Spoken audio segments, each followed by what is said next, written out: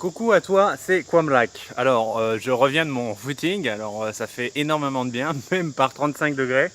Aujourd'hui, je voulais te parler d'un sujet extrêmement important, à savoir pourquoi le dégagement est-il quelque chose eh bien, à ne pas prendre à légère et pourquoi un dégagement est-il dangereux pour le guérisseur.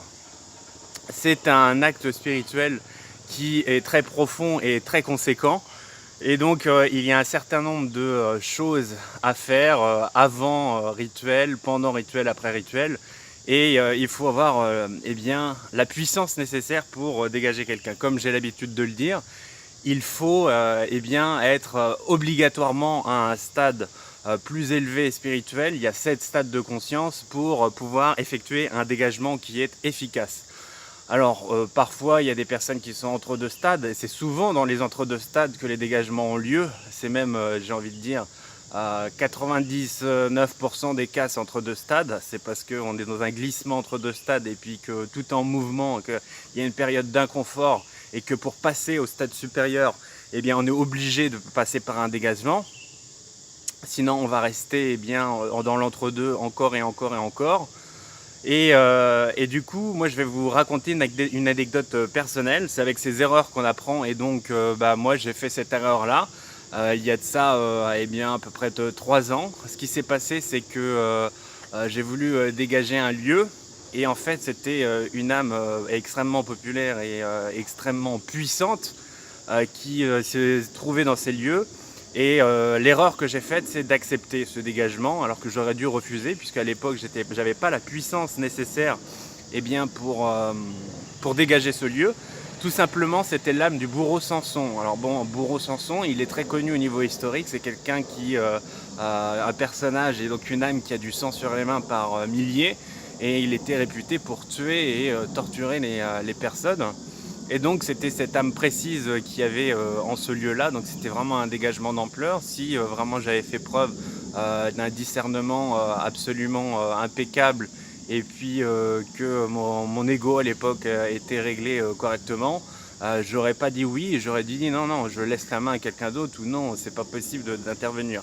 Alors qu'est-ce qui s'est passé d'où le danger justement d'un dégagement. D'où la responsabilité immense qu'on a en tant que guérisseur lorsqu'on pratique un tel acte, un acte avec des conséquences aussi eh bien, importantes, aussi euh, profondes. C'est-à-dire que moi j'ai fait ce dégagement-là de lieu, sauf que j'ai tout pris pour moi.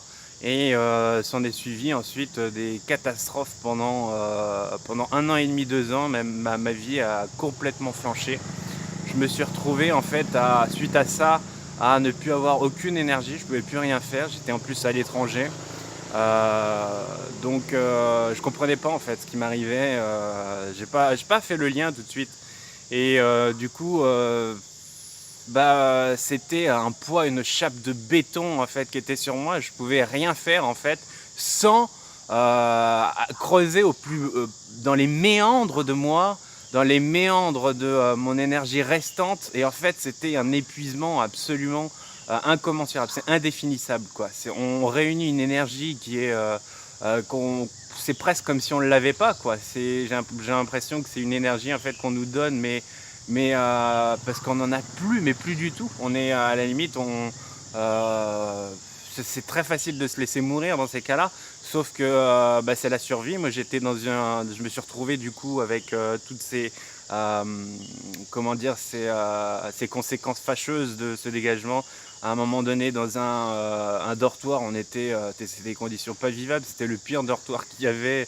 On était 12 par chambre, 8 ou 12 par chambre, c'est un nombre pair. L'irrespect pas possible, les gens criaient dans la chambre, tout. Je me dis, mais qu'est-ce que je fais là, mais c'est pas possible et tout. Et donc du coup, ensuite j'ai dû retourner en France. Après je suis passé par la prison pendant plusieurs mois. Ensuite, pendant 1 an, j'étais dans un foyer parce que l'âme était toujours sur moi. Et donc du coup, je suis passé dans un foyer où effectivement, hein, toutes les circonstances, toutes les personnes que j'avais, toutes les conditions de vie, ça faisait de moi toute une victime des circonstances et puis la vie était mon propre bourreau, mais j'en avais la responsabilité puisque juste un acte où j'ai dit oui, j'aurais dû dire non. Et d'où l'immense responsabilité du dégagement qui est conférée aux guérisseurs. Et donc, quand je suis revenu en France, en fait, quand je suis allé en prison, j'avais quelques billets en poche. J'avais plus rien, j'avais plus d'appartement, j'avais plus de... au niveau social, j'étais complètement, détaché de tout le monde. Mon père est décédé, ma mère est décédée. J'avais plus de contact avec mon frère, j'avais plus de contact avec personne, quoi. Enfin, juste un ami qui m'avait permis de regrouper mes affaires et tout, mais sinon voilà, j'avais tout perdu, quoi. Voilà, quelques bouts de papier, d'argent en poche. Donc je suis allé quelques mois en prison. Ensuite, je suis sorti de prison en faisant un an dans un foyer où il y avait mais que des personnes qui étaient aux antipodes de mes valeurs, aux antipodes de ce que je peux moi ressentir au fond de moi. En fait, il y avait des alcooliques profonds mais notoires, quoi. Il y avait des drogués extrêmement accros à l'héroïne, tout ce qui est cocaïne. Il y avait des personnes avec de très très profonds troubles psychologiques. Donc bon, alors pendant un an. Et en fait, j'avais conscience de ça. Je me dis, mais c'est incroyable, qu'est-ce que je fais là? Mais je pouvais rien faire. Je pouvais rien faire parce que le dégagement avait échoué. Et l'âme de Bourron-Sanson avait une telle mainmise sur moi que c'est une telle puissance en fait de noir que t'as beau être une puissance de lumière. À l'époque, j'avais certaines puissances de lumière avec tous les dégagements que j'avais fait. J'en ai fait. Comme je le répète, c'est ma spécialité. Je suis expert en dégagement. Mais là, c'était plus fort que moi au niveau de l'ombre. C'est quand même un personnage historique qui a été réputé. Si je dis Bourron-Sanson, généralement les gens ils savent qui c'est, quoi. Et donc voilà, je l'ai eu. Je me le suis trimballé pendant un certain temps. Jusqu'à ce que je connaisse, donc j'étais en l'entre-deux stade moi, et jusqu'à ce que je connaisse une personne juste au stade, parce que c'est très compliqué après quand tu franchis le 1, 2, 3, 4, 5, après tu es dans une configuration où tu n'as plus le droit à l'erreur, parce qu'une fois que tu es pollué et que tu peux plus rien faire, il n'y a plus personne qui peut quelque chose pour soi, c'est fini, quoi. Un stade 7 qui se craque, c'est fini, quoi. Il finit sa vie dans d'atroces souffrances, quoi. Plus personne ne peut rien pour lui. Et donc c'est malheureux à dire, mais c'est comme ça, quoi. Il n'y aura pas un être humain qui pourra intercéder pour le dégager, quoi. Et on ne peut pas se dégager tout seul, c'est pas possible. C'est par expérience, par tout ce que j'ai vu, c'est impossible. On a notre discernement qu'altéré, on ne peut pas se dégager tout seul, c'est impossible. Donc c'est pour ça qu'il faut être extrêmement vigilant. Et je finis vite mon histoire, c'est-à-dire que du coup j'étais en entre-deux stades.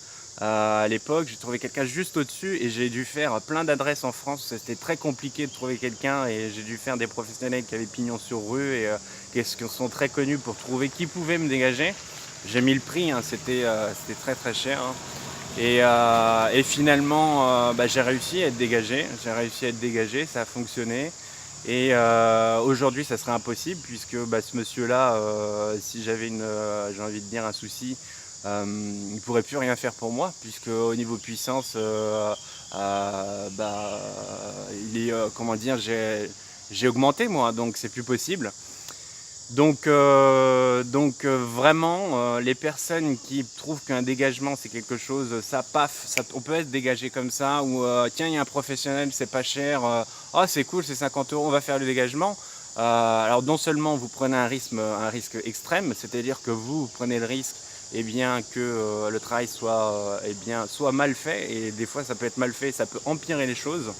Soit vous prenez le risque que ce soit inefficace, et ça aussi c'est vraiment un gros problème, c'est-à-dire que la personne qui a fait le dégagement, vous lui avez fait confiance alors que du coup c'est de l'incompétence, et puis ou alors elle n'a pas la puissance nécessaire, et qu'est-ce qu'il va faire, c'est que tout du côté de sa vie ça va pas être bien, quoi, et vous avez cette responsabilité là maintenant que tu as conscience de tout ce que je te dis.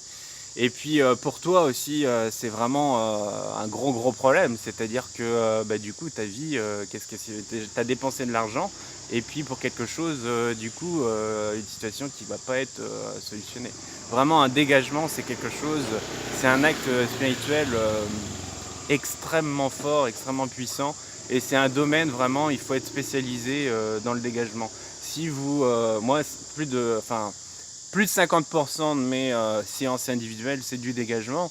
Donc c'est pour ça qu'aujourd'hui, je ne me dis pas expert en massage, je ne me dis pas expert en formation massage, je ne me dis pas expert en des champs qui ne me sont pas, on va dire, légitimes. Mais je suis expert en dégagement pour avoir effectué vraiment plus d'une centaine de dégagements avec succès et pour bien connaître de fond en comble le sujet et pour savoir comment ça fonctionne, pour avoir vécu beaucoup de choses et pour avoir descendu si bas, pour avoir connu ces pensées suicidaires pendant un an tournant en boucle, en rond, de pas pouvoir avoir la tête hors de l'eau, que des pensées négatives. Vous vous rendez compte une configuration cérébrale où c'est j'étais mais à 99% de pensées négatives.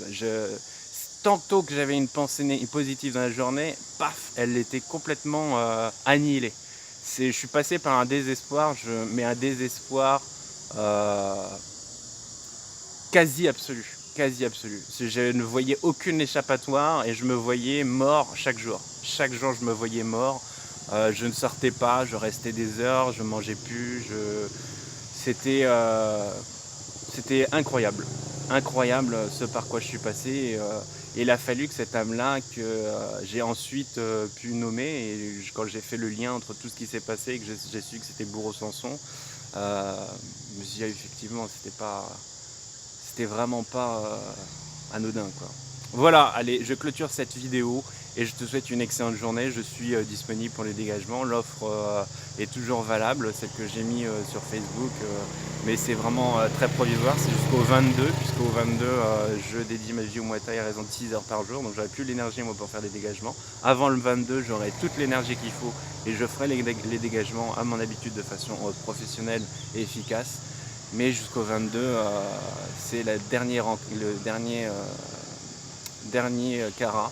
Alors pour rappeler les prix, normalement je fais 222 € le dégagement, puisque toute mon expérience, les milliers d'euros que j'ai fait à me former, c'est au minimum.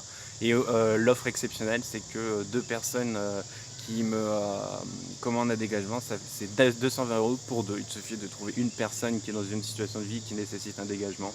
Et je m'occupe personnellement de la personne à raison de 1 heure plus 1 heure. Donc quelque part là, maintenant c'est 200 € les deux dégagements, quoi. Voilà, belle journée à toi, c'était Comac.